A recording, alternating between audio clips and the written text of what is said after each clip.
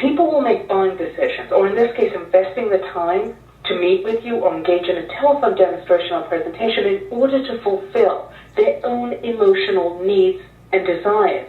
Those emotional needs must be uncovered, and the quickest way to uncover them is to zero in on the negative effects that are caused by the problems uncovered. These effects have to be uncovered by your prospect. They need to be acknowledged by your prospect. And finally, they must be understood by your prospect.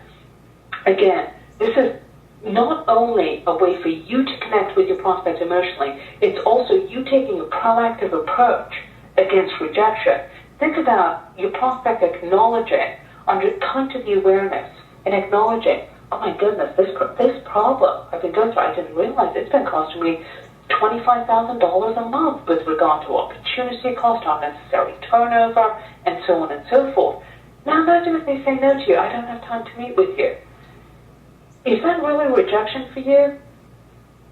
Okay, so does anyone have any questions on drilling down and getting into the negative effects of the initial problem uncovered? All the questions I just came out with regard to the website company example, all of those simply zeroed in on, well, I could do with some more leads. Usually, client gives you a need, you start spinning a solution. In this scenario, in order to get your prospect vested, in order to shift the balance, as opposed to immediately countering with your solution, you need to get into the full scope of your prospect's problem. Many times, depending on the behavior type you're dealing with, your prospect might be uncovering and acknowledging those problems for the first time when you're engaging with him or her. And it usually results in two things. Number one, they become very anxious.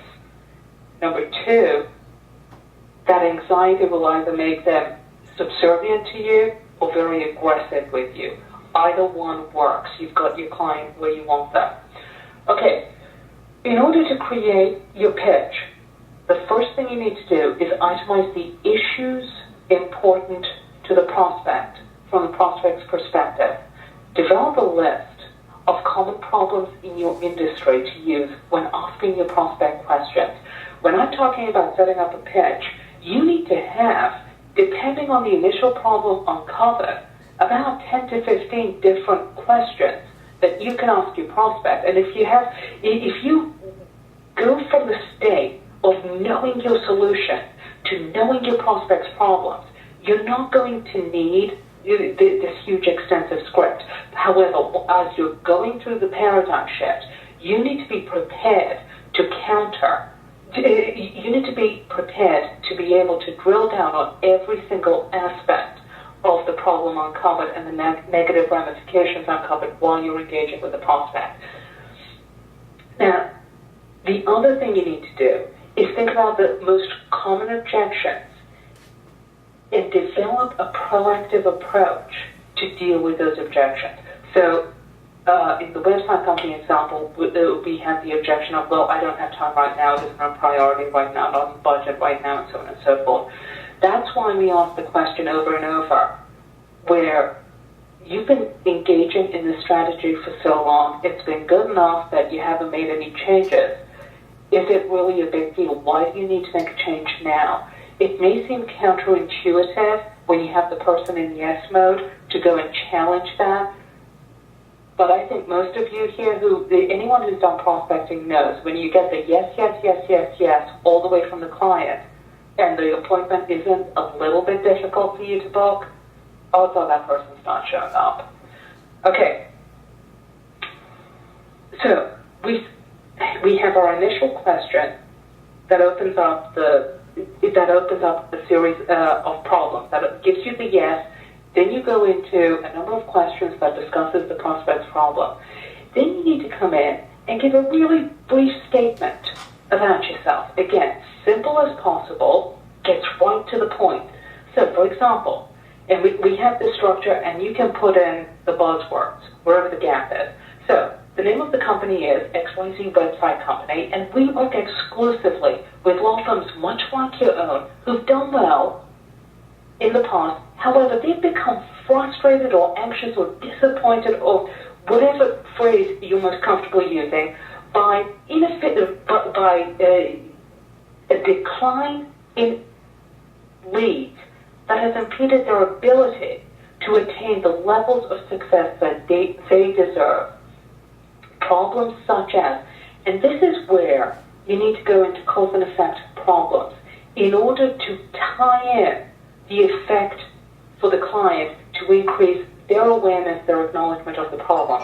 So, in our case, we would say problems such as advertising costs that keep getting higher without improving results, so they end up cutting into your margins, or a lack of qualified leads resulting in downtime or price dropping in order to maintain some level of activity, or a marketing strategy that fails to reach that large gold-line client, causing you to spend unnecessary time and money generating smaller clients. I don't suppose you're experiencing any difficulties in these or other areas, are you? It's essential that you identify the issues associated with your industry and identify the ramifications of those issues. It isn't enough to say, you're not reaching the gold mine client. You need them to see, to acknowledge, to feel how they're suffering by not getting that client. Then you move into attain your objective, which is the appointment. Now, what I'd like you to do now is right now just create 3 cause and effect statements. So you have problem, ramification of the problem, that you can use when you initially engage with the prospect. As you move forward, depending on what it is you sell, you're going to have to develop probably about 7, 8, 9 different cause and effect problems, depending on where your prospect takes you in the initial engagement. But you need them on hand so that every word that comes out of your mouth targets your prospect emotionally.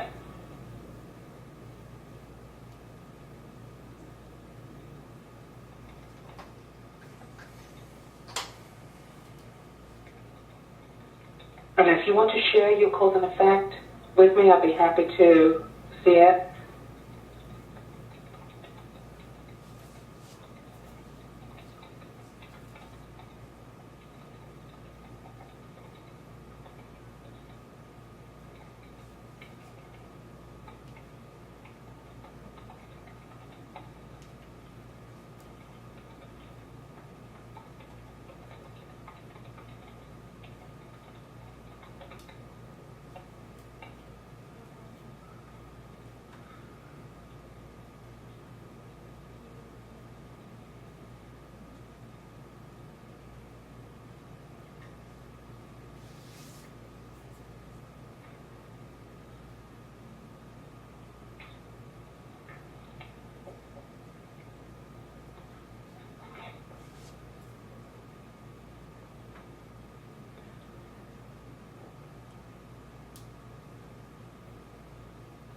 And after we do the cause and effect, and again, the cause and effect is designed to solicit a yes response after the initial yes response you got. And the cause and effect statements that you use should be relevant to what your prospect just disclosed to you with regard to ramifications. And then we're going to go into a brief overview of who you are and what you do. But again, is designed to emotionally stimulate your prospect. Remember, everything you say, if it's intellectual, if it's data-driven, you're moving away from your goal. So you need to be adaptable. You need a uniform approach to every call you make, but you need to be adaptable depending on what your prospect discloses to you.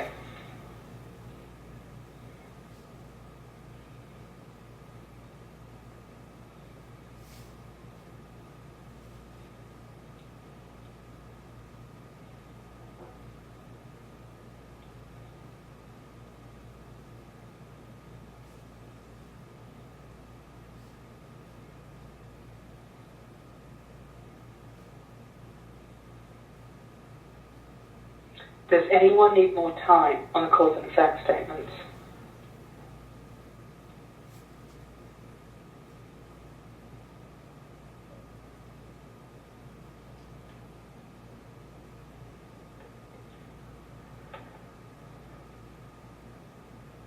Okay, once your prospect's conceded, yes, he's going through these problems, he's experiencing the ramifications of those problems. You need to say, well, okay, let me give you a brief overview of who we are and what we do.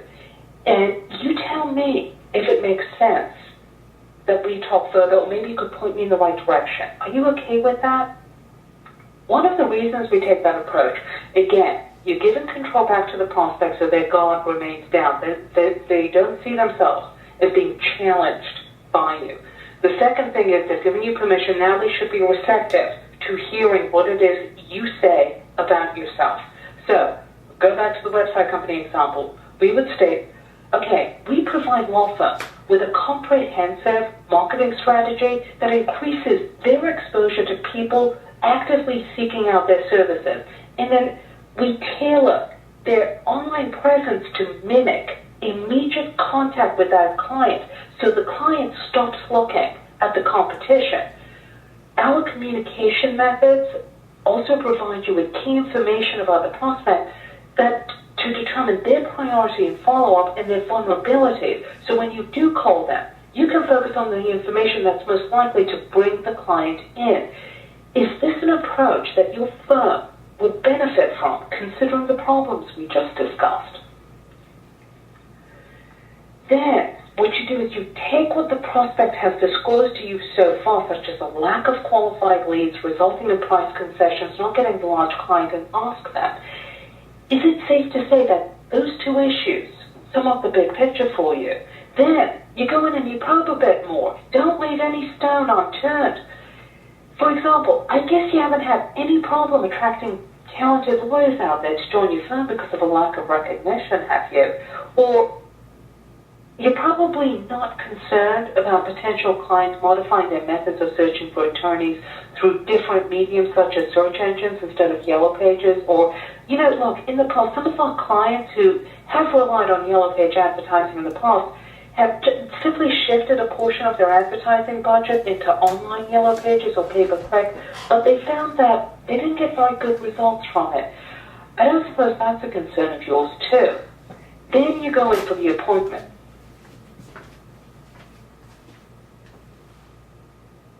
What I'm going to do right now is give you a moment to write out your opening statement. Again, this needs to be targeted towards the issues your prospect just brought up. When you have a full understanding of your prospect's problems, you can really operate off the cuff with this. However, until that happens, have a series of opening statements developed.